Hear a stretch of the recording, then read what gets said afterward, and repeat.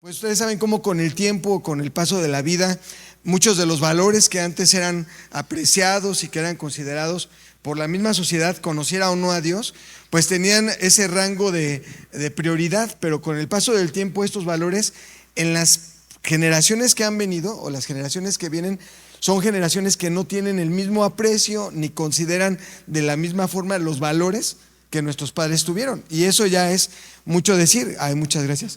En la Ciudad de México, por ejemplo, bueno, todavía en provincia es una bendición ver cómo las casas o los lugares donde viven las familias son lugares relativamente grandes a comparación de la Ciudad de México.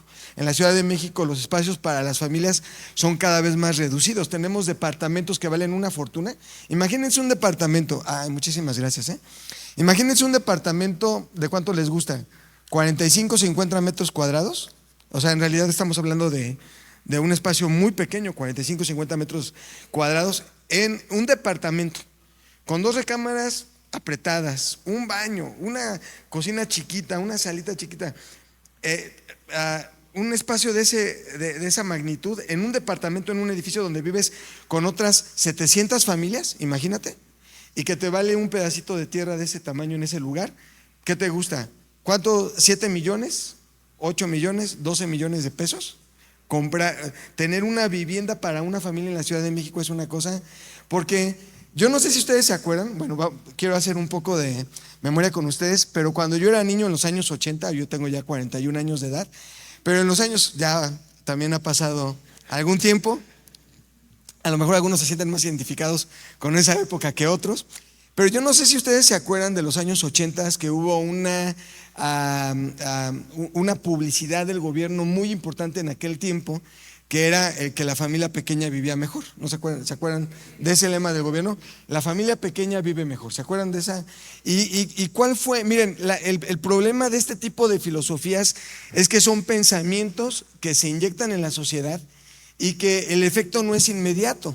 El efecto es a largo plazo, o la dinámica de este tipo de políticas o de pensamientos es tener un efecto de gran escala, pero a un largo plazo. Entonces, en aquel momento cuando esa publicidad estaba, te tomaban como referencia a las familias de antes. Yo me acuerdo, por ejemplo, la familia de mi papá, yo no sé si les platiqué alguna vez, pero mi papá, de mis abuelos, el mismo papá y la misma mamá tuvieron una familia de 24 hijos. De los mismos, porque también tenías casos de que el papá tenía muchos hijos pero con diferentes mujeres. No era el caso de mi abuelito y mi abuelita. De los dos del mismo matrimonio tuvieron 24 hijos, de los cuales mi papá fue el último, fue el número 24. Y cuando él se casa con mi mamá, pues también empieza a tener hijos. Todavía tienes el efecto de este entorno familiar, de esa línea de pensamiento, pues tuvo 5 hijos. Pero fíjate cómo a veces inconscientemente esos pensamientos lo que hacen es menguar la dinámica familiar que puedes tener. Por ejemplo, ahora yo, que soy el resultado de esta familia, ahora estoy casado con mi esposa y nada más tenemos 2 hijos. Yo creo sinceramente que fueron los hijos que Dios nos dio. Tuvimos nuestra primera hija, ya tiene 15 años, y 8 años después de que nació ella vino nuestro hijo, que ahora va a cumplir 7 años, y ya no pudimos tener más bebés. Fue un asunto pues que Dios determinó para con nosotros de esa manera, pero sí podemos ver cómo las familias fueron en ese nivel de disminución, porque el pensamiento de este mundo, como vamos a ver ahorita en la escritura, es que la familia ya no tenga ni el mismo valor, ni el mismo lugar, ni la misma prioridad que tenía tiempo atrás. Vamos a ir a la Biblia. Yo nada más quiero que viendo lo que dice Efesios capítulo 3, versículo 17-19, que ustedes tienen como un lema no solamente para esta noche, sino que lo han tenido para todo este año, y la necesidad de poder ir más profundo con Dios. Algo que el apóstol Pablo establece ahí desde el versículo número 14 de Efesios 3 es que dice: por esta causa doblo mi rodilla delante del Dios y Padre de nuestro Señor Jesucristo, de quien toma nombre toda familia en los cielos y en la tierra. Pero yo quiero decirles algo: esta familia que toma nombre en los cielos y en la tierra no está hablando, o no es el pensamiento del apóstol Pablo inspirado por el Espíritu de Dios cuando escribe estas palabras. No es que todas las familias de la tierra o todas las familias, bueno, las del cielo sí, pero no es que todas las familias de la tierra toman nombre en Jesucristo, sino que está diciendo: yo doblo por esta causa mi rodilla delante de Dios y Padre, de ese nombre de Dios, de Jesucristo, que está en el cielo, del cual toman nombre de Él todas las familias que a Dios le pertenecen. ¿Dónde? En el cielo y en la tierra. Me gustaría decir, o me gustaría pensar, que incluye a todas las familias del mundo, pero tristemente no es el caso. Está hablando de aquellas familias que en el cielo y en la tierra están arraigadas y fundamentadas con un pensamiento que no tiene que ver con las cosas de este mundo. Nosotros como familia, como matrimonio, no podemos adaptarnos a una filosofía de la sociedad, por muy buena o por muy noble que pueda parecer. Nuestro pensamiento con respecto a la familia y el matrimonio no se puede ajustar a los conceptos que este mundo establece, porque, como les mencioné en este ejemplo, tienen un efecto, a lo mejor no de forma inmediata, pero a largo plazo. Todo lo que debe sustentar nuestro matrimonio y nuestra familia tiene que ser basado en los principios bíblicos, que es lo único que permanece. La Biblia dice que el hombre y todas sus filosofías por la mañana sale y por la tarde ya no está, que es como la vida del hombre, y todo lo que el hombre puede construir en este mundo sin Dios es como la hierba que en la mañana sale, pero que en la tarde se seca y ya no está más. Pero dice: la palabra de Dios permanece para siempre. Y aquellos que estamos fundamentados en la palabra de Dios también tenemos este atributo, la capacidad de permanecer para siempre. Debemos entender entonces que el matrimonio, para nosotros y para Dios, sobre todo en esta perspectiva de la que hablamos, el matrimonio para Dios es un pacto. Y un pacto es inquebrantable. El pacto tiene una vigencia que tiene que ver con la eternidad. El contrato social o el contrato civil, que se llama casamiento, y es lo que Jesús dijo en el Nuevo Testamento, dice: en aquellos días, y tomo esto como referencia para poder comenzar con el tema del que voy a hablar, que tiene que ver con matrimonio y con familia. Jesús dijo que una característica de los últimos tiempos es que los últimos tiempos iban a ser semejantes a los días de Noé. Usted recuerda que Jesús dijo eso, ¿no? Los últimos tiempos van a ser como los días de Noé. Y dice: en aquel tiempo muchos se van a casar y se van a dar en casamiento. Y este concepto de casarse y darse en casamiento no es equivalente al pacto matrimonial. El pacto matrimonial tiene otra dimensión.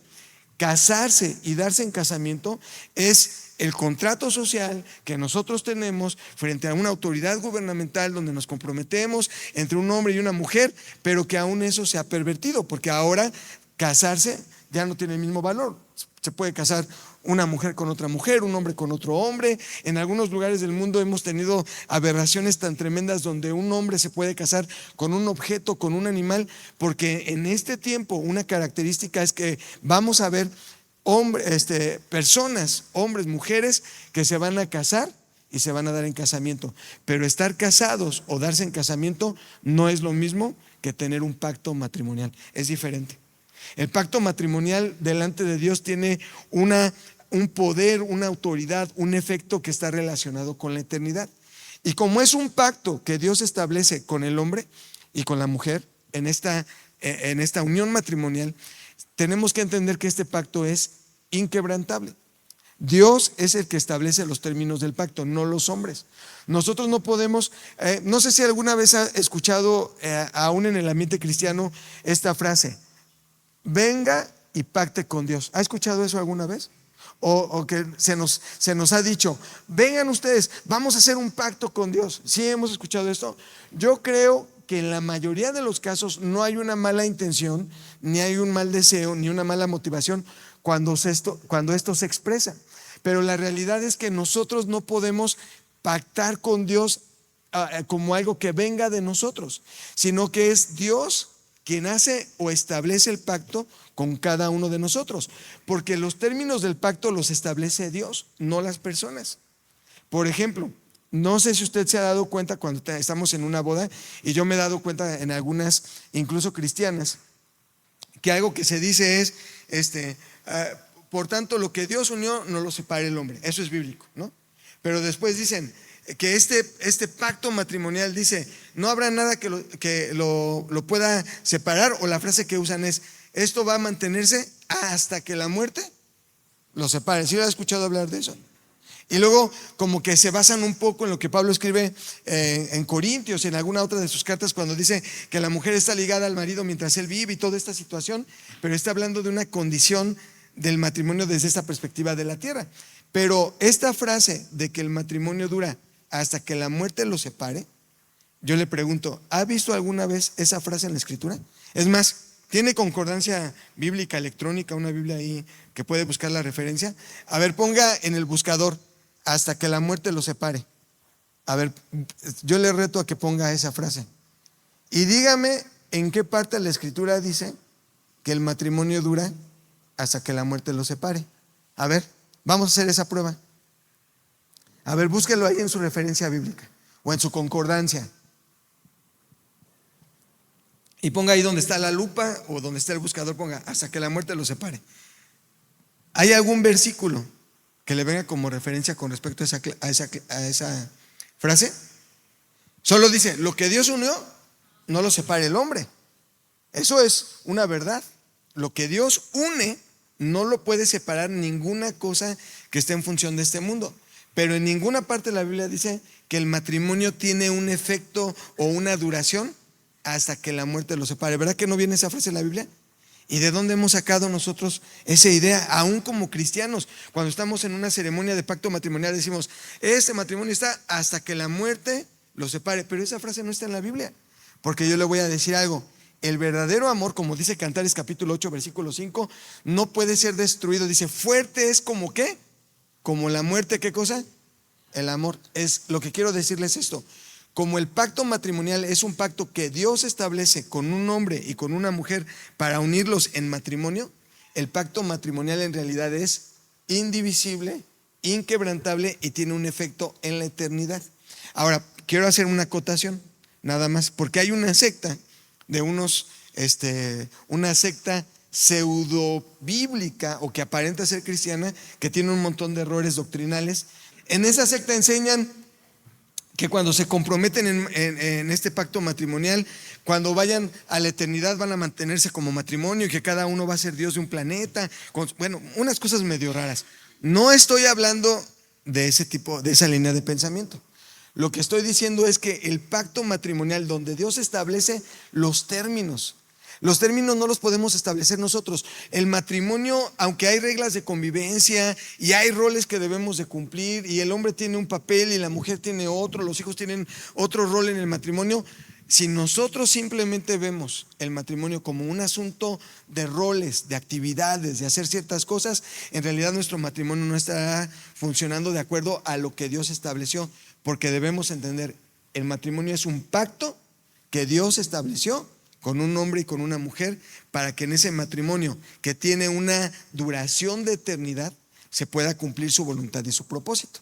El día de hoy o esta noche vamos a poder estudiar un aspecto que no hemos considerado del matrimonio, que tiene que ver no solamente con nosotros y nuestro pacto matrimonial, sino con nuestras generaciones. La Escritura dice, cuando Dios en Deuteronomio habla, voy a ir a la Biblia, ahorita no estoy mencionando cosas de la Biblia porque quiero sentar primero una base. La Escritura dice que cuando Dios visita la maldad de los padres sobre los hijos, ¿hasta qué generación lo hace? Dice, hasta la tercera, ¿y qué? Y cuarta generación. Entonces fíjese, por lo menos en lo que nos compete a nosotros, delante de Dios somos responsables de que el conocimiento de su palabra manifiesta a través de nuestro matrimonio tenga esa preservación o pueda mantenerse por lo menos hasta la tercera y la cuarta generación. Y estamos hablando padres, hijos, nietos y bisnietos. El día que ustedes como matrimonio vayan delante de la presencia de Dios y Dios les pida cuentas acerca de las cosas que hicieron rectamente en la tierra o de las que no hicieron rectamente en la tierra, no crea que Dios le va a preguntar solamente sobre usted. Le va a preguntar, a ver, ¿qué onda con tu vida? ¿Y qué onda con la vida de tus hijos? ¿Y qué pasó con tus nietos? ¿Y dónde están tus bisnietos? ¿Los conozca o no los conozca? Porque usted tiene que estar seguro que como matrimonio, lo que Dios ha establecido en su familia está tan arraigado que usted esté presente o no, el efecto de esta palabra de Dios en su matrimonio va a tener un alcance, por lo menos en lo que a usted le concierne, en lo que usted es responsable, por lo menos hasta la tercera y la cuarta generación. ¿Se da cuenta del efecto de estas cosas? Por eso quiero hablar del matrimonio en esta noche, pero con este efecto de eternidad que tiene que ver con las generaciones. Mire, vamos a ir a Génesis capítulo número 1. Génesis capítulo número 1. No voy no me quiero tardar tanto en todos los aspectos que cierran estas historias, pero sí quiero mostrarles algunas cosas que están bien claras ahí. En el capítulo número 1, en el versículo número 26, cuando Dios crea al hombre y a la mujer, vamos a ver, estamos hablando del sexto día de la creación. El sexto día donde también fueron creados, más temprano en el mismo día fueron creados todos los animales que produjo la tierra. Usted puede ver el sexto día y dice que Dios dijo que la tierra produjera toda clase de animales, de bestias, de reptiles, de ganado, todo animal que se mueve sobre la faz de la tierra. ¿Estamos de acuerdo? Cheque ese dato. En el sexto día Dios creó todos los animales que se mueven en la tierra. Pero el mismo sexto día, más tarde, Él tomó el cuidado de crear al hombre y a su mujer, el mismo día que creó todos los animales que están en la tierra. Y dice la escritura, dando un testimonio de esto en el capítulo número 1, versículo 26, dice que Dios dijo: hagamos al hombre a nuestra imagen, conforme a nuestra semejanza. Y con esa imagen y semejanza también nos fue dado la autoridad y el poder para ser señores. Dios dispuso que este matrimonio, el hombre y su mujer, pudieran señorear, gobernar, tener autoridad sobre todas las cosas creadas. Esta autoridad se perdió con el pecado, y lo que antes nosotros gobernábamos, ahora nos gobierna a nosotros. No hay nada más triste que ver un matrimonio sometido a las circunstancias de este mundo. Aquellas circunstancias que se levantan en contra de nosotros, que se están levantando como gigantes, que aparentemente tienen el poder de destruirnos, de achicarnos, de vencernos. En realidad la escritura dice que todo lo que está alrededor, todo lo que puede manifestarse en forma de circunstancia, Dios dispuso en el hombre y la mujer, en esa unión matrimonial, en ese pacto donde depositó su imagen y semejanza. Dios depositó todo el poder y toda la autoridad para que nosotros podamos gobernar sobre cualquier tipo de circunstancia. Por eso, cuando los matrimonios de este tiempo, y no estoy hablando de los matrimonios del mundo, entiéndame que no estoy hablando de matrimonios no cristianos, estoy hablando de matrimonios que supuestamente están fundamentados o enfocados en obedecer la palabra de Dios. La tasa de divorcios, la tasa de adulterio, la tasa de promiscuidad que está dentro de la iglesia cristiana en los últimos tiempos se ha elevado de manera drástica. ¿Por qué?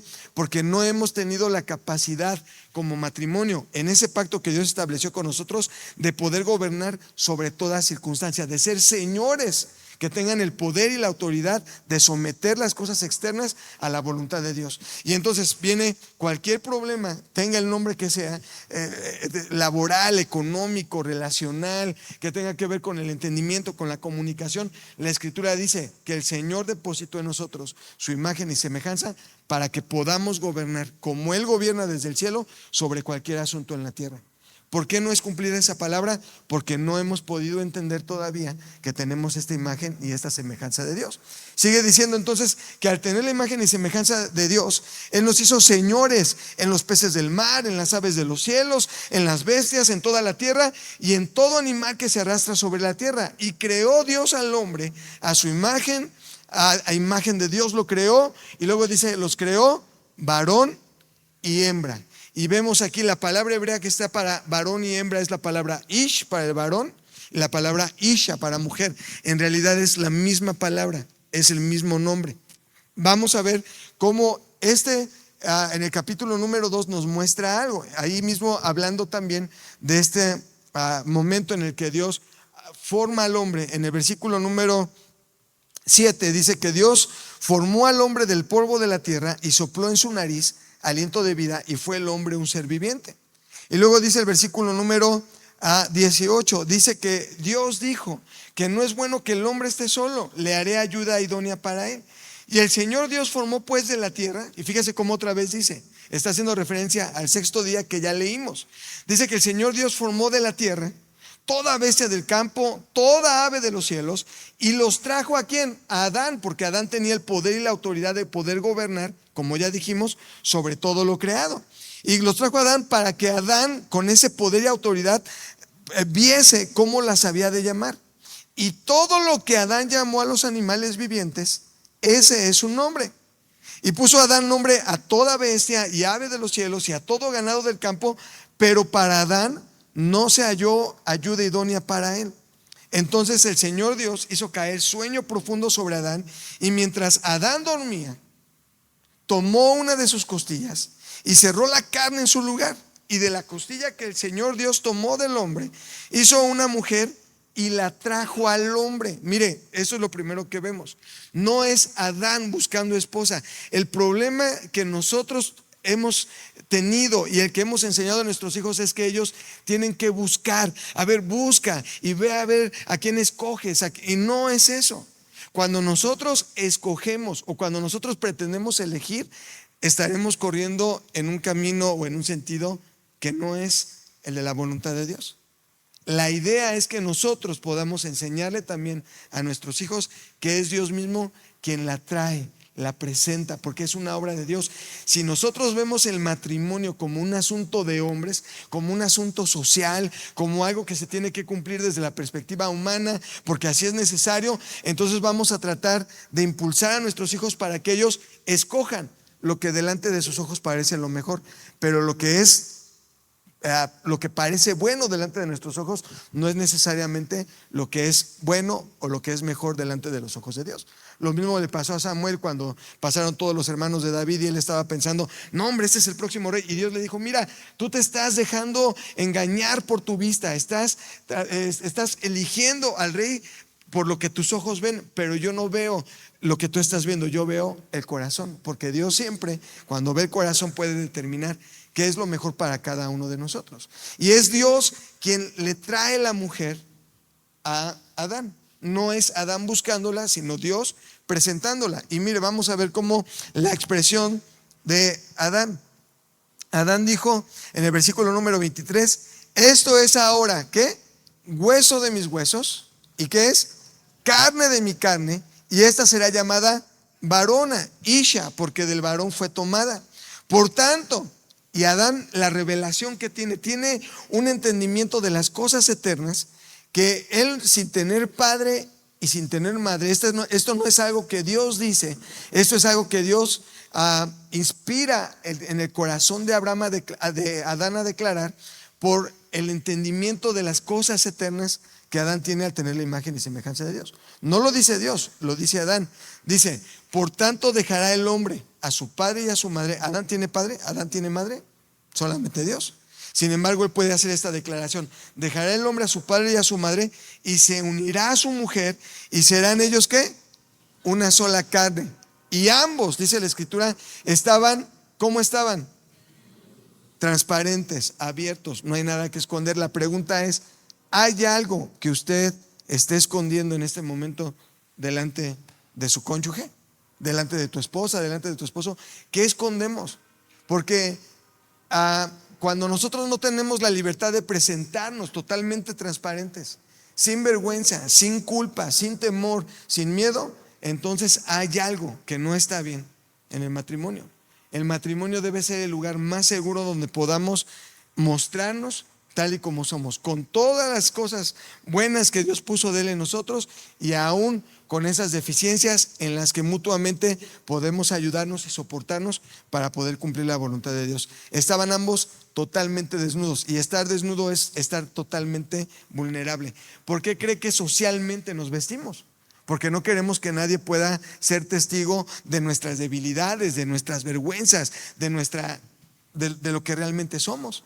Y el único lugar donde podemos realmente tener la libertad de mostrarnos como somos sin esconder nada, ¿dónde es? En el matrimonio, es el único lugar.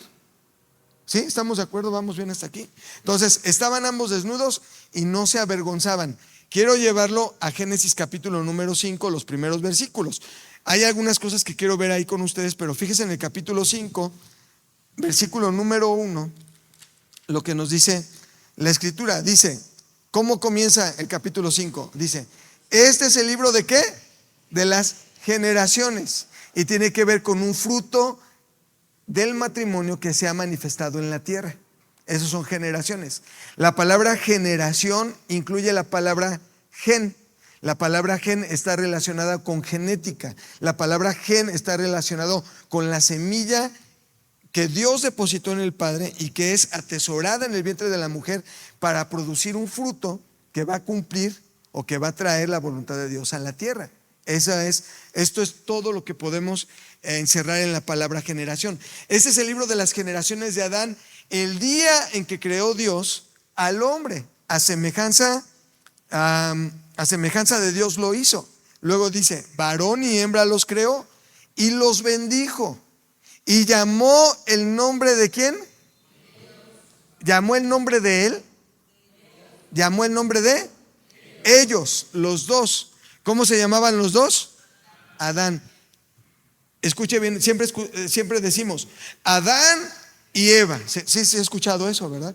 Pero yo le voy a decir, Eva es el nombre que la mujer recibe una vez que ha entrado la corrupción del pecado. Antes de cuando el pecado todavía no se había manifestado, cuando el hombre no había desobedecido a Dios, el nombre de los dos, una sola carne, como ya leímos, ella es hueso de mis huesos, carne de mi carne. El nombre de ellos, ¿cuál era el nombre de los dos? Adán. No era Adán y Eva. Ahorita vamos a ver el contexto en el cual la mujer recibe ese nombre con el que se le conoce. Pero los dos eran Adán. Dice, varón y hembra los creó y los bendijo y llamó el nombre de ellos el día que fueron creados Adán. Los dos. Mire, cuando pecan, vea cómo se corrompe lo que debía ser uno. Y eso es lo que Cristo también desea de la iglesia. Dice, Padre, que ellos sean uno, como tú, uno conmigo y uno contigo, como tú y yo somos uno. Fíjese en qué momento es que la mujer recibe este nombre. En Génesis capítulo número en el capítulo número 3, en el versículo número 20, ya habían pecado, estaban siendo ahora acreedores a un castigo por su pecado, no a una maldición. Dios nunca maldice. Si usted se fija bien, Dios nunca maldice al hombre, Dios nunca maldice a la mujer. Dios maldice a la serpiente, que es el Satanás, y Dios maldice a la tierra, pero jamás maldice ni al hombre ni a su mujer. Ejecuta sobre ellos un castigo o una sentencia, pero nunca los maldice, porque la naturaleza del corazón de Dios nunca va a ser maldecir lo que Él ha creado para cumplir su voluntad. Nunca. Ese no es el deseo de Dios. Pero cuando Él sentencia el castigo y ahora ellos están destinados a ser echados fuera del jardín del Edén, fíjese cuál es el pensamiento de Adán, porque lo que acabamos de leer, primero él dice, ella es hueso de mis huesos, carne de mi carne. Los dos somos Adán delante de Dios, somos uno delante de Dios. Pero en el versículo número 20 de capítulo 3 dice, y llamó a Adán. ¿Y quién llamó a quién? Adán llamó ¿a quién? Llamó el nombre de su mujer.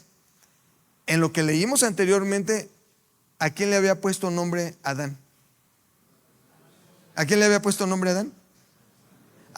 Como pecó, y cuando el Señor le dijo, Adán, ¿por qué comiste del fruto? No, la mujer que tú me diste. ¿A quién hizo responsable? A su mujer, y al mismo tiempo hizo responsable a Dios. Y cuando por esa causa son echados fuera del jardín, ahora Adán ya no dice hueso de mis huesos, carne de mi carne. Ahora dice, la mujer que tú me diste la ve como un ente separado del mismo. Y ahora la está tratando y le está dando se está relacionando con ella de la misma forma en que, como leímos anteriormente, se relacionaba con los animales, como si fuera el señor de ella. Y le asigna a él un nombre a ella en función de la labor, porque como la sentencia que Dios declaró sobre ella fue, tendrás dolores en tus preñeces, con dolor darás a luz a tus hijos, tu deseo va a ser sujeto al de tu marido, aunque tú quieras, aunque tú deseas, ahora vas a tener que estar sometida, tu deseo sometido al de tu marido. Y eso es la historia de la lucha entre el hombre y la mujer por los siglos de los siglos. Y es triste que eso se siga dando en matrimonios cristianos. Pero ahora la ve como alguien separado del mismo, porque imagínense cómo salieron del Edén. ¿Han visto los cuadros? Bueno, los cuadros renacentistas o que hablan de la expulsión del hombre, siempre ven ahí a Adán y Eva aquí ya es Eva, los ves con sus túnicas de pieles saliendo del jardín y Dios enojado atrás, como expulsándolos, y ellos tomados de la manita saliendo del huerto del Edén juntos, unidos. ¿Ustedes creen que ellos salieron así del Edén? ¿Cómo crees que iba Adán después de que Dios los echa del huerto del Edén y pone a los dos ángeles guardianes del huerto con una espada encendida para que ellos ya no puedan regresar y tomar del fruto de la vida en esa condición en la que estaban? ¿Cómo cree que salió Adán y su mujer? Como muchos salen, no sé si el domingo en la mañana o el lunes temprano o algún otro día. No, por tu culpa, y mira ahora dónde estamos, y ahora todo lo que a lo que estoy sometido, y si tú no hubieras comido, y yo de tonto que te hice caso, y ahora la empieza a tratar de una forma que antes no la había tratado, porque él antes dijo, carne de mi carne, hueso de mis huesos, y ahora te voy a poner nombre. Así como traté a los animales y les puse nombre a cada uno de ellos, ahora también te voy a dar un nombre a ti. ¿Y cómo le puso de nombre? Eva. Y todos leemos ese pasaje, madre de todos los vivientes. Y así como muy romántico, muy bonito. Ay, qué hermosas. No, hombre. Lo que le estaba diciendo, mira, tú no sirves para nada más que para tener hijos. O sea, a veces romantizamos mucho algunos pasajes de la Escritura, pero en realidad estaba diciendo, mira, así como le puse nombre a los animales, ahora te vas a llamar Eva, porque tu única función es tener hijos. Y órale. Y a ver a qué hora sí. Bueno, no sé. No sé si les ha pasado. No. Bueno, a mí no me ha pasado. No, pero sí me entiende lo que quiero decir. Y el hombre y su mujer entraron ahora en una dinámica donde ya no se veían como uno mismo, donde juntos, al tener la imagen y la semejanza de Dios, podían gobernar sobre todas circunstancias, sino que ahora toda circunstancia gobierna sobre ellos. Y ahora, en este tiempo, nuestro matrimonio está bien si la circunstancia está bien. Si hay un buen lugar, un buen trabajo, un buen ingreso, si estamos en paz, si tenemos lo que deseamos, cada quien egoístamente alcanzamos nuestras propias metas, entonces nuestro matrimonio está bien. Y si no, ya no hay forma. Ahora, tristemente esto tiene un efecto sobre nuestros hijos. Mire, vamos a leer Malaquías capítulo 2, versículo 15. Es el último libro del Antiguo Testamento, el último profeta del Antiguo Testamento, dejando un mensaje, tratando de dejar un pueblo. Mire, de Malaquías al nacimiento de Jesús, no al Nuevo Testamento, porque Mateo fue escrito como por ahí del año 70 después de Cristo, o sea, 40 años después de que Jesús murió en la cruz, más o menos. Pero del profeta Malaquías al nacimiento de Jesús tenemos 400 años donde Dios no dice absolutamente ninguna palabra. Y claro que en ese tiempo de silencio donde Dios no habla, surgen nuevos profetas y ministros supuestamente inspirados por Dios, y es en esa etapa donde se escriben muchos de los libros que conocemos hoy como los libros apócrifos, tanto del Antiguo Testamento como aquellos que tienen que ver de alguna forma con los eventos que se relacionan con el nacimiento de Jesús. Y en ese tiempo de confusión donde Dios no habla a su pueblo, que es el pueblo de Israel, 400 años donde Dios guarda silencio para ver si el corazón del pueblo estaba preparado y dispuesto para recibir al Salvador, la última palabra que él, mire, a ver, ¿alguien me puede ayudar a leer? No pierdan Malaquías 2:15, pero ¿alguien me puede leer cómo termina los últimos versículos de Malaquías? Y dice Dios: esto del matrimonio que a veces vemos como un asunto solamente del hombre y la mujer, en realidad involucra todo por eso yo les dije, lo que Pablo dice en Efesios: por esa causa doblo mi rodilla delante del Padre de nuestro Señor Jesucristo, de quien toma nombre toda familia, en el cielo primero y en la tierra. Porque es un asunto de matrimonio, pero también es un asunto de familia. Y entonces Dios dice, si el corazón es lo último que Dios establece por medio del profeta Malaquías, y después va a guardar silencio 400 años. Y él dice, si el corazón de los hijos no se vuelve a los padres y el corazón de los padres no se vuelve a los hijos, yo voy a venir y voy a juzgar a la tierra ¿con qué? Con maldición. Es lo último que dice. Pero antes de llegar a esas palabras, en el capítulo 2, versículo 15 dice, Malaquías 2:15 dice, no hizo él uno. ¿Cuántos hizo Dios? Lo que Dios quiere es vernos a cada uno de nosotros como uno. No somos dos. No somos dos, aunque cada uno de nosotros conserva una identidad propia, una individualidad, aunque cada uno de nosotros tiene rasgos, características especiales, particulares que Dios depositó en nosotros como hombres y en usted como mujer. En realidad delante de Dios somos ¿qué? Uno. Y dice, ¿no hizo Dios cuántos? Uno. No hizo Él uno, habiendo en Él ¿qué cosa? Abundancia de espíritu. Pero ¿por qué uno? ¿Por qué Dios hizo uno si Él es el Padre de todos los espíritus? Si Él tiene la capacidad de poder hacer, de tener una obra múltiple, de poder tener muchos hijos. ¿Por qué dice? ¿Por qué hizo uno? Y la razón por la que Dios hizo uno, la razón verdadera del matrimonio, la razón original en el corazón de Dios por la que Él hizo un matrimonio, uno, es porque Dios buscaba una descendencia para sí mismo. Él estaba esperando que a través de cada matrimonio el testimonio de su palabra y de su verdad pudiera llenar la tierra y preservar a todas las generaciones donde están incluidos sus hijos y los míos. Ahora nosotros buscamos a Dios. Yo le voy a decir algo, la generación cristiana de este tiempo no es igual a la generación de cristianos de hace 40 o 50 años. Si usted le pregunta a un cristiano de hace 50 años lo que representaba ser cristiano, se va a dar cuenta que es muy diferente a lo que hoy significa ser cristiano. Si hace 50 años una persona decía, soy cristiano, en la familia era un apestado. No te querían más en sus reuniones, no te invitaban jamás a una fiesta en la familia. Todos te veían como un bicho raro porque decían, ay, dicen que es cristiano.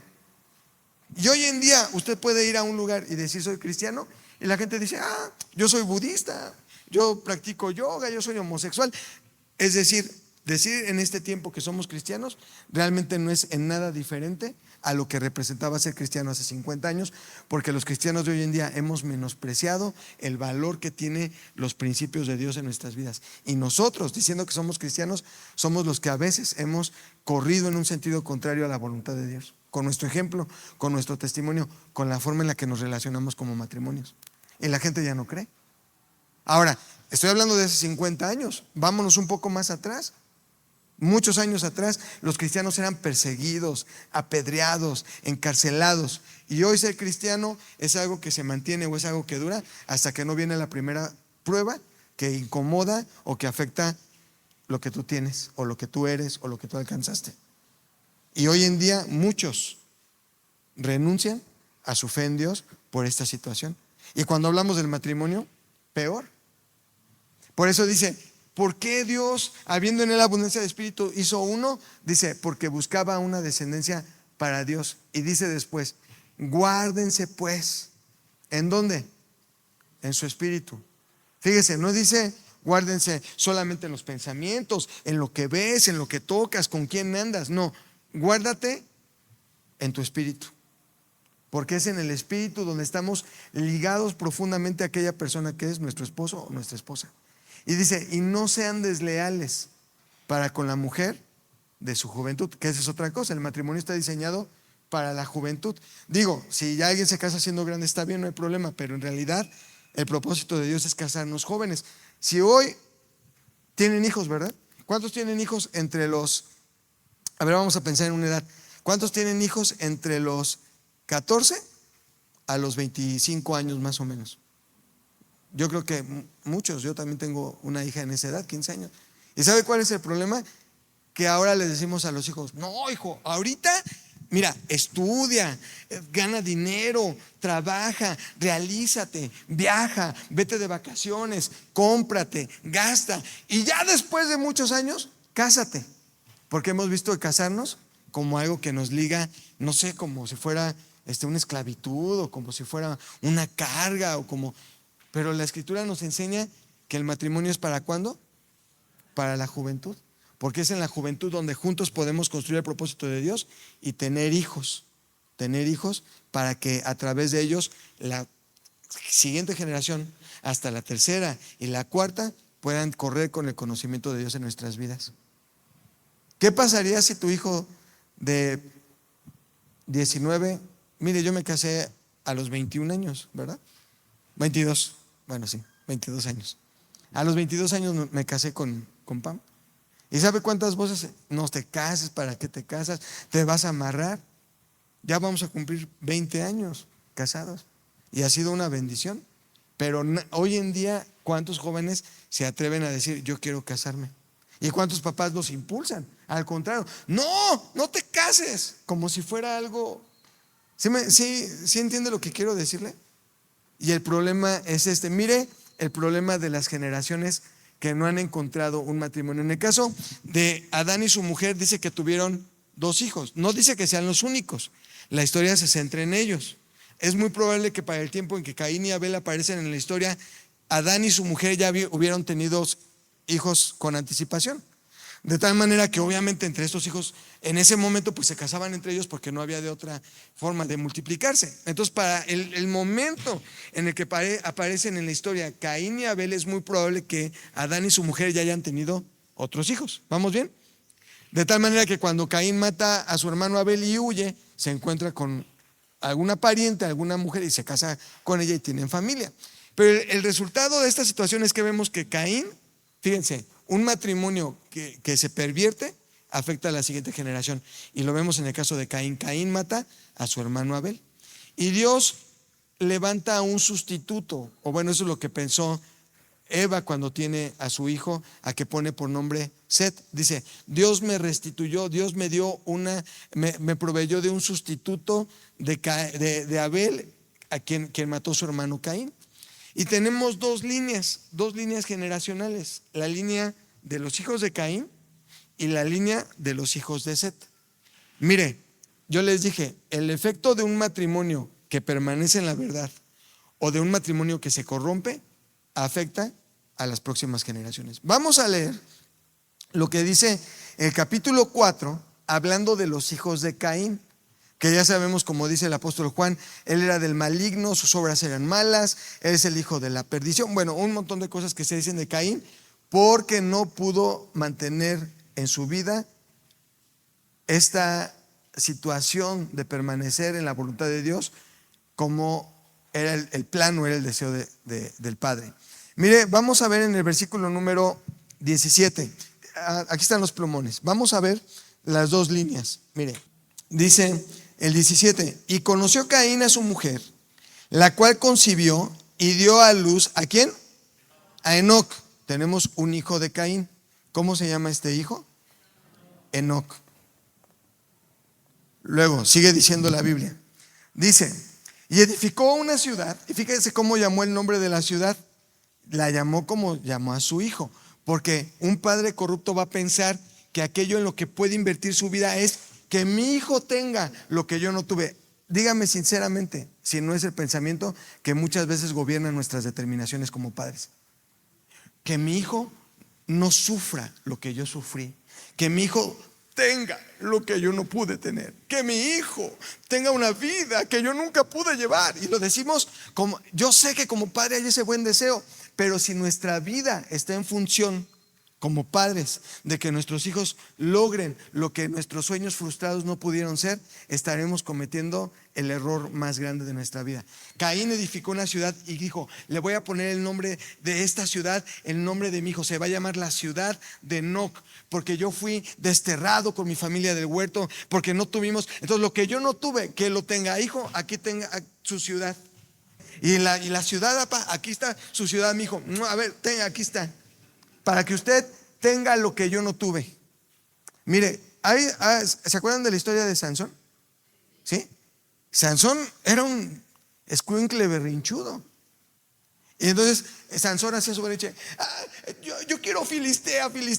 Y el papá dijo, sí, mijito, lo que usted quiera, órale, la Filistea, ¿no? Y la otra mujer, y el papá ahí proveyendo para que el hijo tenga.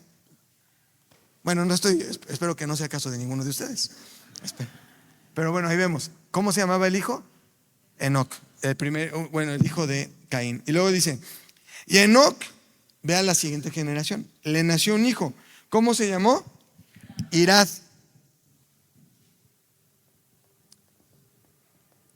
Irad, otra generación, otro hijo de Caín. Bueno, descendencia, es nieto, pero es finalmente descendencia. Todos estos son hijos de Caín. Luego dice, Irad engendró ¿a quién? Mehujael. Jael, sí se escribe así, ¿verdad? Mehujael. Y luego dice, y Mehujael engendró ¿a quién? A Metusael. Metusael, ¿sí? Y luego dice, y Metusael engendró ¿a quién? Lamec. Vamos bien, ¿verdad?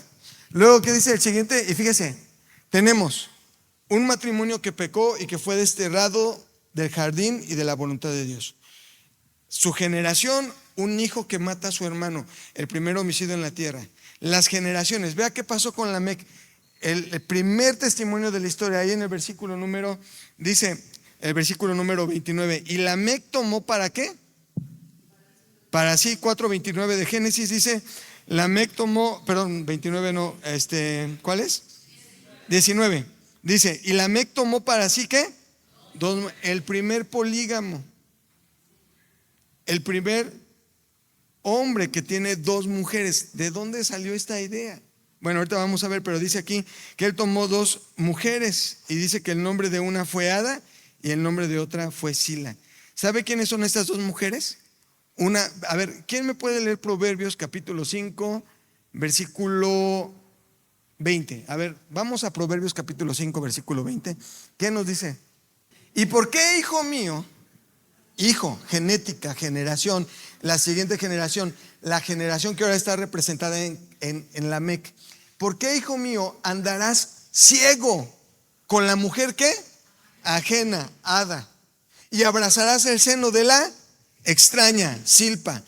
Un hombre con dos mujeres, la ajena y la extraña, y eso produce ceguera. Los matrimonios hoy en día, hay una ceguera espiritual, hay una ceguera del alma, hay una ceguera con respecto a las cosas de Dios, porque los hombres en esta generación han abrazado a la mujer extraña, a la mujer ajena. Lamec, dos esposas, Ada y Silpa. Eso nunca va a tener un destino para cumplir la voluntad de Dios. ¿Vamos bien? ¿Sí? Digo, son muchas cosas, estoy tratando de resumirlo. Ahora, vamos a ver qué pasa. Entonces tenemos aquí por lo menos, estamos tomando el ejemplo de la familia de Caín: Enoc, Irad, Mehujael, Metusael, Lamec. Esta generación se levantó para estar en contra de la línea de Set que Dios escogió, sustituyendo a Abel, que fue muerto, para que de esta línea viniera una generación en la tierra que buscara la voluntad de Dios. De esta línea viene el Señor Jesucristo, hacia muchos años hacia adelante. Vamos a ver la línea de Set. La línea de Set la tenemos en el capítulo número 5. En el capítulo número 5, que ya leímos los primeros versículos, nos dice, versículo número 3, y vivió Adán 130 años y engendró un hijo. ¿Cómo engendró este hijo Adán? Lo engendró a la imagen y a la semejanza de Dios. ¿Verdad que no? Dice que este hijo de Adán, él lo engendró a su semejanza, conforme a su imagen. Este es un problema que tiene Adán con este hijo que tiene, Set. Un hijo conforme a su semejanza y conforme a su imagen. Pero Dios, que es fiel a su palabra, si tú verdaderamente estás buscando de Él, Él no va a permitir que tu hijo sea hecho a tu imagen y semejanza. Él va a querer que ese hijo que tú tienes en el matrimonio sea un hijo hecho a la imagen y a la semejanza de Dios. Porque cuando el hombre está perdido en sus planes, en sus resoluciones, Dios es el único que puede cambiar el destino de una familia a través de los hijos que están hechos a su imagen y semejanza. ¿Cuántos queremos aquí hijos hechos a la imagen y semejanza de Dios? Yo lo quiero, yo lo quiero. Y aunque Adán lo engendró a su imagen y conforme a su semejanza, Dios dijo: no lo voy a permitir, porque de esta línea yo voy a traer a aquel que salvará al pueblo de sus pecados. Y tenemos el primer hijo, que es Set. Pero como él está hecho a la imagen y a la semejanza de su padre, tiene que levantar la generación de ese hijo para que pueda pronunciar el nombre de Dios en la tierra. Y fíjese cómo dice. Dice, en el versículo número, me voy a brincar algunos versículos, pero dice en el versículo número, el primer nombre que quiero resaltar, dice: y fueron todos los días, versículo número 11 de Génesis 5, y fueron todos los días de Enos, hijo de Adán, hijo de Set, 905 años, y murió. Y vivió otro hijo, vivió Cainán 70 años y engendró ¿a quién? En el versículo número 12, Mahalaleel. Fíjese bien, quiero enseñarle. Cuando se levanta una generación pervertida para hacer la voluntad del enemigo, esta generación lo que va a hacer es imitar lo que Dios está levantando o está estableciendo como una generación de hijos de Dios. Fíjese cómo se llamaba este hijo. ¿Cómo se llamaba? Mahalaleel. ¿A cuál nombre se le parece de los que está aquí? Entonces vamos a anotar aquí. Fíjese, lo que le voy a mostrar. Están en desorden, pero finalmente es el mismo principio. Aquí tenemos ¿a quién?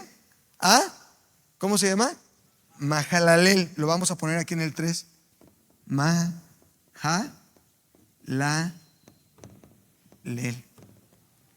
Mehujael de Caín es el contrario. Es lo opuesto al Mahalaleel de Set, que es la línea de Dios. Vamos a continuar con la lectura. Sigue ahora el versículo número 15. Vivió Mahalaleel 65 años y engendró ¿a quién? A Jared. Jared, fíjese, la letra J, la letra I y la Y en nuestro español, en los idiomas antiguos o en los idiomas semíticos, la J, la I y la Y prácticamente tienen el mismo valor, prácticamente en los idiomas antiguos. Entonces, ¿cómo se llama este hijo de Mahalaleel? Se llama Jared. Vea, Jared, y aquí tenemos a Irad.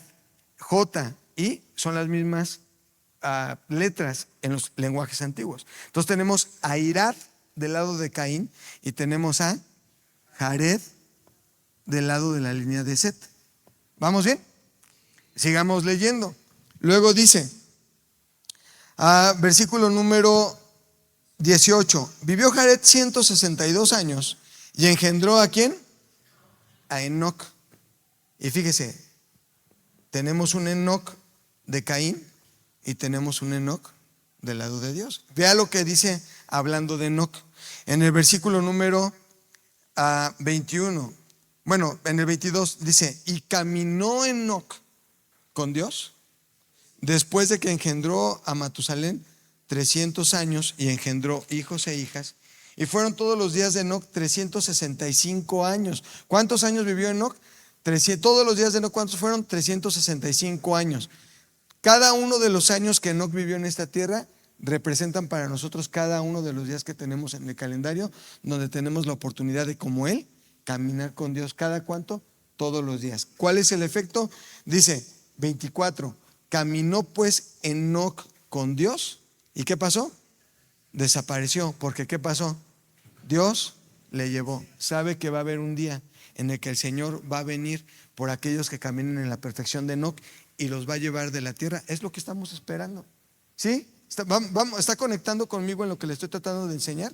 Entonces tenemos el Enoc de Dios y tenemos el Enoc del enemigo, donde sus caprichos fueron cumplidos, se le dio su ciudad, que tuviera lo que su padre no tuvo, pero el Enoc de Dios no estuvo ligado a ninguna cosa de este mundo. Su único enfoque era caminar 365 años que el Señor me da, un año que representan cada uno de los días de nuestra vida en esta tierra, en cada año que Dios nos permite, para que este día, número 1, número 2, hasta el 365, Señor, este año fue el año agradable del Señor, porque cada uno de los días yo hice tu voluntad. Mejor es un día en tus atrios que 1000 fuera de ellos. Si esa es nuestra filosofía para cada día, nuestro matrimonio y la vida de nuestros hijos va a caminar en una forma distinta. Y Dios ha prometido atraer, llevarse, abrazar, guardar a los que son suyos. ¿Sí me explico? Esa es la cosa. Sigamos leyendo, me salté algunos versículos. Dice el versículo número 21, y vivió Enoc 65 años y engendró ¿a quién? A Matusalén. ¿Cuál es el contrario? ¿Cómo se llamaba el hijo de Caín? Metusael. Se parecen, tienen la apariencia, pudieran parecer estar conectados porque son hijos de Adán, pero uno representa una naturaleza caída, corrompida, y otro representa la naturaleza de Dios. Y aquí tenemos a Matusalén.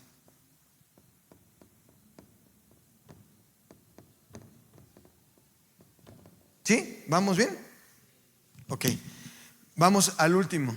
Luego dice, versículo número 25. Y vivió Matusalén 187 años y engendró ¿a quién? A Lamec. A Lamec. ¿Y Lamec fue el padre de quién? De Noé. Pero ahorita vamos a ver Lamec.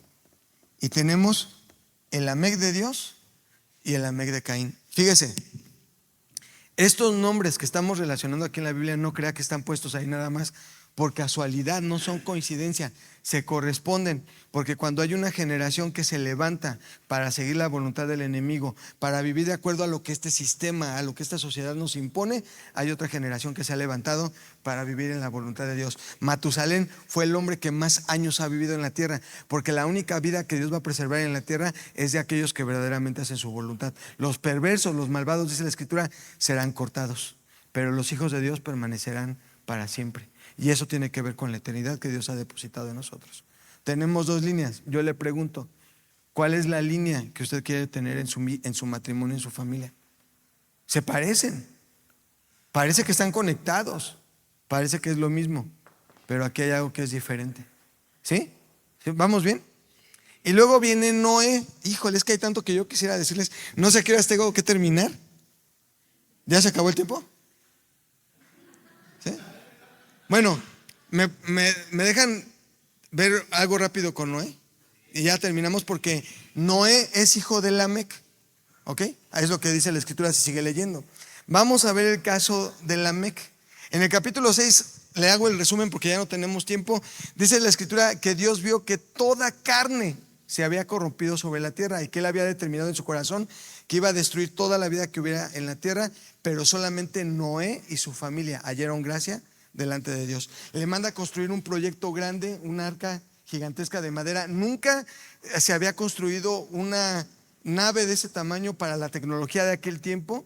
La idea del arca no es un proyecto de Noé, es un proyecto de Dios. Dios le da a Noé exactamente, le dice de qué material, cómo debe hacerla, cuántas medidas, de qué tamaño, de qué ancho, de qué largo, de todo. Es un plan de Dios, nunca será un plan del hombre. La salvación nunca será un asunto de las cosas que nosotros podemos hacer. Por eso, si usted cree que su matrimonio se va a salvar comprando flores, regalando anillos, llevándola a Cancún o a donde quiera, eso pues siempre ayuda. Digo, no digo que no lo hagan, ¿no? ¿A qué mujer no le gustan? No, perdónenme. No quise decir eso. No quise decir eso. No. ¿A qué mujer no le gustan las flores? ¿A qué mujer no le gusta que le cantes una canción o que le escribas un poema? ¿A qué mujer no le gusta que le compres un anillo, unos aretes? ¿A qué mujer no le gusta que la lleves a cenar, a pasear, a viajar? Claro, eso está bien. ¿A qué hombre no le gusta que te soben los pies con cariño y que te rasquen la espalda? Y muchas cosas también que pueden venir incluidas en el mismo paquete. Está bien, eso está bien. No me malentienda, todo eso está bien, pero eso no es lo que le da forma o lo que le da fuerza o fundamento a nuestro matrimonio. Lo que verdaderamente salva nuestro matrimonio no es lo que podemos hacer cada uno de nosotros con nuestras capacidades y fuerzas. La salvación es un proyecto ¿de qué? De Dios. Si usted ya hizo todo eso y su matrimonio no está funcionando, le tengo una noticia: usted necesita la salvación de Dios en su casa. Usted necesita la salvación de Dios en su matrimonio. Usted necesita la salvación de Dios en su familia. ¿Sí está claro? Entonces Dios le da a Noé el proyecto, el plan. Tienes que hacerte un arca y va a ser salva a tu familia. La vas a hacer de esta manera: yo voy a enviar un diluvio sobre la tierra. Y el diluvio nunca antes había llovido. El diluvio no solamente fue que cayó agua del cielo. La Escritura dice que toda el agua, porque la tierra tiene diferentes capas, si usted escarba en la tierra y se va a lo profundo, va a llegar un momento en que va a encontrar agua, porque las capas internas de la tierra tienen una fuente de agua que es lo que hace mantener el nivel de los mares, de los ríos, de los lagos, de las lagunas, que le dan vida a todo lo que se ve en la superficie, pero hay una capa interna de la tierra que está llena de agua. Y dice la escritura que el diluvio no solamente fue agua que cayó del cielo, sino que las fuentes de los abismos fueron abiertas, la tierra se rompió y liberó toda esa agua que contenía, de tal manera que dice la escritura que el agua que cubrió toda la tierra y que terminó con la vida de todo animal y de todo ser humano sobre la tierra, aún del monte más alto que había en aquella época, dice todavía 15 metros más alto del monte más alto que había, estaba cubierto de agua. Y lo único que pudo salvar a Noé y su familia fue el arca. Y fíjese, Dios, cuando dice algo, tenemos que poner mucha atención a las cosas que Dios dice, porque cuando Dios dice algo, lo dice con una intención, hay una razón de ser. Y Dios le da una instrucción a Noé y a su familia de cómo deben entrar al arca. ¿Sí está escuchando eso? A ver, vamos a verlo. En el capítulo 6, en el versículo número 18, dice, 6:18, ya lo encontré. Dice, mas estableceré mi pacto contigo. Y fíjese cuál es la instrucción. ¿Qué dice Dios? Estableceré ¿qué? Mi pacto contigo. ¿Quién pone los términos del pacto, dijimos? Dios, no el hombre. Noé no pactó con Dios, Dios pactó con Noé, eso es diferente. Y luego dice, estableceré mi pacto contigo, dice el versículo 18, y entrarás en el arca. Y Dios establece un orden. ¿Cuál es el orden de entrada? Entrarás en el arca, ¿qué? Tú, y luego, ¿qué dice? Tus hijos, luego ¿qué? Tu mujer, y luego ¿qué? Y las mujeres de tus hijos contigo. Dios estableció un orden de entrada para el arca, ¿sí? Vamos a ver cuando Noé cumple esto. Dice en el versículo capítulo 7, versículo 5, dice, e hizo Noé conforme a todo lo que le mandó el Señor. ¿Va? Versículo número 7, y por causas del diluvio entró Noé en el arca. Fíjese cómo le dijo Dios. ¿Se acuerda cómo leímos en el versículo anterior? Dice, y entró Noé en el arca, y con él ¿qué? Sus hijos, y luego ¿quién? Su mujer, y luego ¿qué? Y las mujeres de sus hijos. Y cuando Noé tiene el cuidado de prestar atención a lo que Dios dice y cumplir específicamente la forma en la que entraron en el arca, ellos fueron preservados de la destrucción que iba a haber afuera. Pero no solamente se trata de entrar en la salvación y de estar en el arca cuidados, sino que cuando salgamos también hagamos lo que Dios estableció. Fíjese cuál fue el problema. Capítulo número 8, versículo 15. Dios, porque Él es Dios y Él sabe por qué establece todas las cosas, en el 8:15 le está diciendo, entonces habló Dios a Noé diciendo, le va a decir ahora cómo tiene que salir del arca. Porque entrar en el arca es una cosa, todos entramos a la salvación, todos aquí son salvos, todos aquí están en la voluntad de Dios, qué bueno, pero lo que vas a manifestar afuera, ¿qué onda? Fíjate cómo dice después, versículo 16, sal del arca. Y la forma en la que vas a salir va a ser diferente a la forma en la que entraste. Porque entraste tú, entraron tus hijos, luego entró tu mujer y luego las mujeres de tus hijos. Pero ahorita que vas a salir y te voy a dar una tierra nueva donde vas a ser el primero, así como el día que yo puse a Adán en el huerto y tuvieron que empezar, así tú vas a empezar. Pero para poder empezar con la justicia de Dios, vas a salir de esta manera. Sal del arca. ¿Y cómo va a salir? Tú, y luego ¿quién? Tu mujer, y luego ¿quién? Tus hijos y las mujeres de tus hijos contigo. Le cambia el orden. Una cosa es entrar y otra cosa es salir. Versículo número 18. Obedeció Dios a Noé. Fíjese cómo dice el 18. Dice, entonces salió ¿quién? Noé, y luego ¿quién salió? Sus hijos, y luego ¿quién? Su mujer y las mujeres de sus hijos. Pregunto, ¿obedeció Noé a Dios? Y cuando salen del arca por no obedecer una regla tan sencilla, oye Señor, pero ¿por qué eres tan exagerado? ¿Por qué esa exigencia? No, Dios estableció un orden, y cuando nosotros luchamos contra el orden que Dios estableció, lo único que acarreamos sobre nosotros es una serie de problemas gravísimos. Y cuando Él sale del arca, no en la forma que Dios establece, sino en lo que Él determina, por lo que pensó, por la forma en la que entraron, dijo, pues así también voy a salir. ¿Obedeció a Dios? ¿Sí o no? No lo obedeció. Sale del arca, siembra un huerto, planta una viña, ¿y qué hace con la viña? Se emborracha. Y ya sabe toda la historia. Ahora, estoy terminando. Quiero terminar. Vamos a ver, fíjese, vamos a ver la historia de lo que pasó en aquella ocasión. Digo, estoy yendo muy rápido, perdónenme, pero capítulo 10, fíjese cómo empieza la historia. Dice, ¿estas son qué? Las generaciones. Otra vez lo mismo. Estamos hablando de que algo que está en matrimonio tiene un efecto generacional.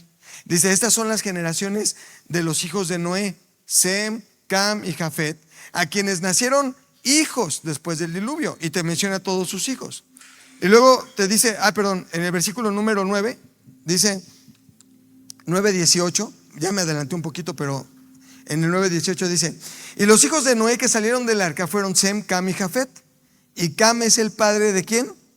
De Canaán. Esos tres son los hijos de Noé, y de ellos fue llena toda la tierra. Después comenzó Noé a labrar la tierra y plantó una viña, y bebió del vino y se embriagó, y estaba, ¿cómo estaba? Descubierto en medio de su tienda.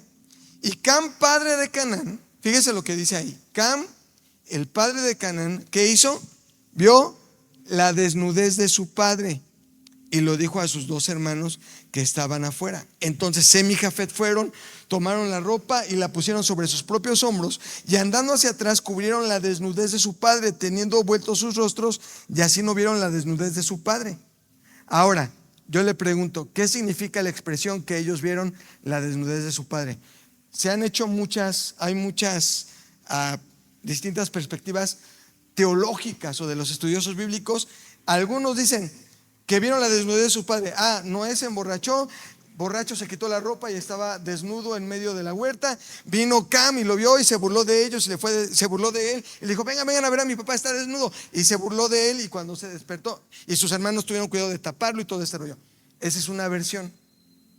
Hay otra versión que dice que cuando Cam vio la desnudez de su padre, algunos insinúan que en realidad lo que sucedió fue que Cam violó sexualmente a su padre Noé. Esa es otra línea, otra corriente. Entonces la primera, lo vio desnudo y se burló. La segunda, Cam tuvo una relación o violó homosexualmente a su padre. Es la segunda. Y está bien todo eso que dicen, porque creo hay muchas cosas en las que ellos se pueden tomar. Pero yo quiero que veamos qué significa la expresión ver la desnudez del padre, no según lo que piensan los teólogos, según lo que dice la Biblia. Vamos a ver lo que dice Levítico capítulo 18, versículo número 7. Ya leíamos en Génesis que dice que Cam vio o descubrió la desnudez de su padre.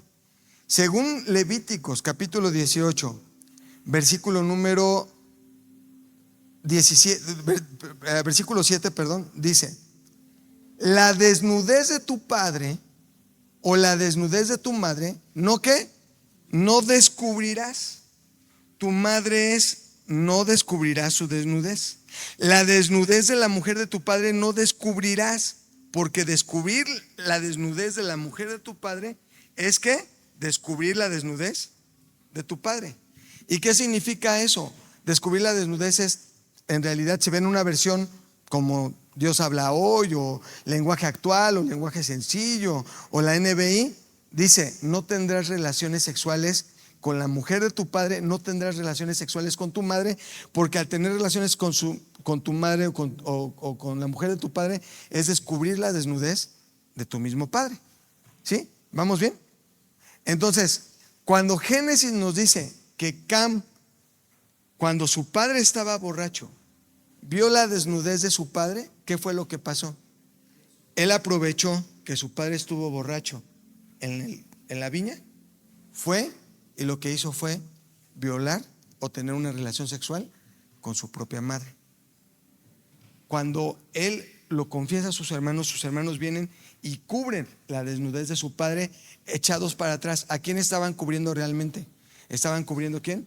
A su madre, que había sido vulnerada por su propio hijo.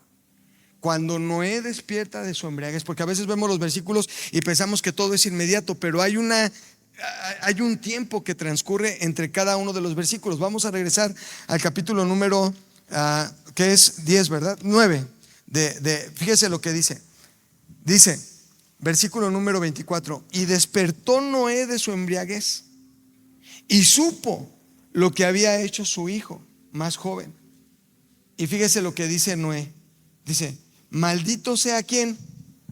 ¿Quién es Canaán? El hijo de Cam. ¿Por qué maldijo a Canaán y no maldijo a Cam? ¿Por qué? Porque cuando pasó el tiempo y supo lo que había hecho su hijo y vio el resultado, que ahora es la esposa, la madre de Cam, ahora está embarazada de su propio hijo y tiene un hijo, y ese hijo va a nacer en la tierra y lo van a tener ahí y le van a poner un nombre que es Canaán. ¿Qué dijo Noé? Maldito sea Canaán, porque es el fruto de la relación, de esa violación que hubo aquel día. Sí, me está siguiendo, me está tratando de conectar conmigo lo que le estoy queriendo decir. Y le dice: maldito sea Canaán. Y luego dice en el versículo 26: sea Canaán el siervo de sus hermanos. Sea Canaán el siervo. Porque ahora vemos la historia. Otra vez salieron del arca, están en la tierra y empiezan por desobedecer a Dios. Hay un efecto generacional. Y ahora tienen un hijo engendrado en su propia madre, que es el resultado de una violación. Y él dice: esa línea es una línea de maldición. ¿Y sabe quién es Canaán? Canaán es la línea de hijos del enemigo que se levantan contra los hijos de Dios, que es el pueblo de Israel, hasta este día. Lo que sucede en un matrimonio, bueno fuera que lo que sucede en su matrimonio se quedara ahí nada más. Pero yo le digo algo: lo que sucede en su matrimonio tiene un efecto generacional, y Dios lo va a hacer a usted responsable hasta la tercera y la cuarta generación. Ahora hay esperanza, porque Dios dice: dice Dios, yo visito la maldad de los padres sobre los hijos hasta la tercera y la cuarta generación. Y muchos han visto este versículo como en un contexto negativo. No, Dios va a venir y los va a destruir y va a visitar la maldad de los padres sobre los hijos hasta la tercera y cuarta generación. Pero la palabra que usa es: ¿qué es? Yo, ¿qué ahí dice? Visito. ¿Y qué es visitar? ¿Ha recibido alguna visita? Cuando alguien viene a visitarlo a su casa, ¿usted si es una visita, cómo lo recibe usted? ¿Cómo lo recibe? Pásale, ven, entra, métete, te invito a un café, cena con nosotros, quédate en la casa. ¿Sí o no usted recibe así a una visita? Y fíjese, lo que me impacta es ese amor de Dios que tenemos que conocer en profundidad. Que cuando hemos caminado aún con una generación corrompida, Dios dice: yo te prometo que a pesar de tu maldad, yo voy a visitar tu tercera y tu cuarta generación. Yo no vengo a juzgarlas, a destruirlos, yo vengo a visitarlos, para que en la tercera y cuarta generación tengan la oportunidad de ser redimidos los que antes no alcanzaron salvación. Dios visita. El problema es que Dios visita nada más hasta la tercera y la cuarta. A la quinta ya no la visita. La quinta, si en la tercera y la cuarta no se enmiendan las cosas, la siguiente generación, ahora sí, ya no hay visita, ahora sí viene el juicio. Dios nos ha hecho responsables a nosotros sobre nuestra casa, sobre nuestra familia. Si usted pensaba que esta noche que íbamos a hablar de matrimonio, yo le iba a hablar de cosas románticas: 10 pasos para conquistar a tu mujer, ¿no? 5 pasos para sobarle la espalda a tu marido, y que no, me hubiera gustado hablarle de esas cosas, pero no. Tenemos que elevar la palabra que Dios ha dado este año para esta casa, es ir, ¿qué? Más profundo.